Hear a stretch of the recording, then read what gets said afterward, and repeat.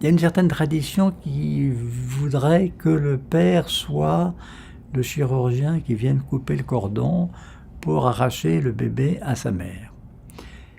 Évidemment, ça peut être le cas, et ça peut être vécu de manière très variable, y compris très violente et traumatique. Je pense qu'il y a un autre rôle du père qui est tout à fait différent, qui est au contraire un rôle de liaison. C'est un peu compliqué à expliquer. Le bébé, c'est pas un petit ange. C'est mignon, c'est adorable, c'est tout ce que vous voulez, mais c'est aussi un petit être exigeant qui est rempli d'envie, de pulsions, de désirs, y compris agressifs.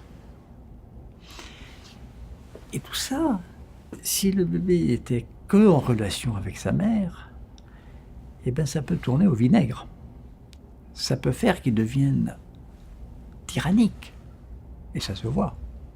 Et on voit des mères qui sont un peu devenues esclaves de leur enfant. Et des enfants tyranniques.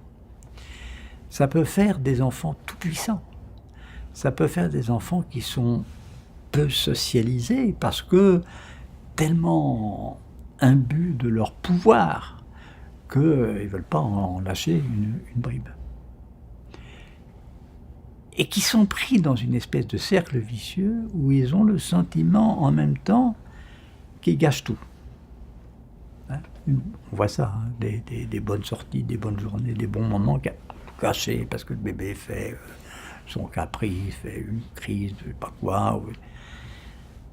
Le père, quand ça marche bien, ce qui n'est pas facile, mais enfin ça arrive quand même, il apporte une certaine régulation là-dedans.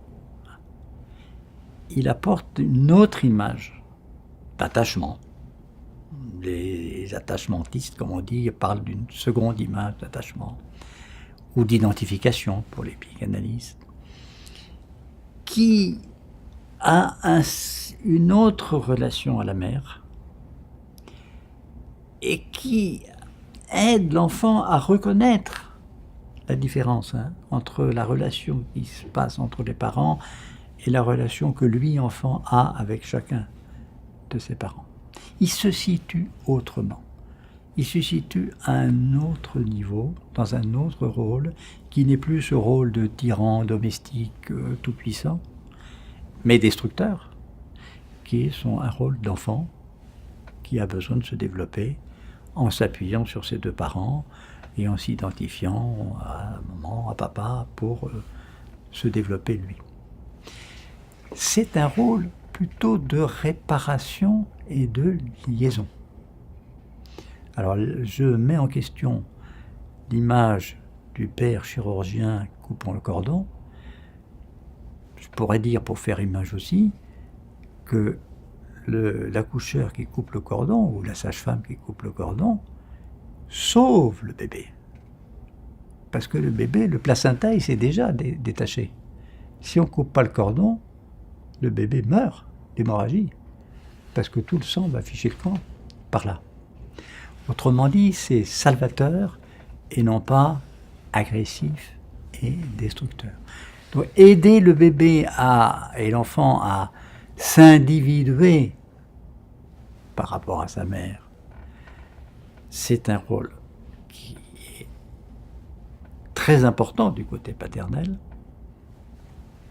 Je pense qu'il y a aussi une certaine symétrie, si vous voulez, que la mère aide l'enfant à s'individuer par rapport au père. Et ce n'est pas un rôle agressif et destructeur comme on a trop tendance à le penser.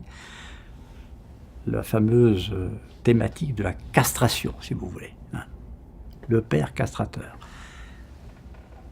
Il peut, évidemment, si ça se passe mal, et s'il est agressif lui-même, ou s'il est en rivalité avec son enfant. Mais il peut, au contraire, être celui qui donne la force, qui aide à s'identifier sexuellement et qui permet à l'enfant de se développer complètement.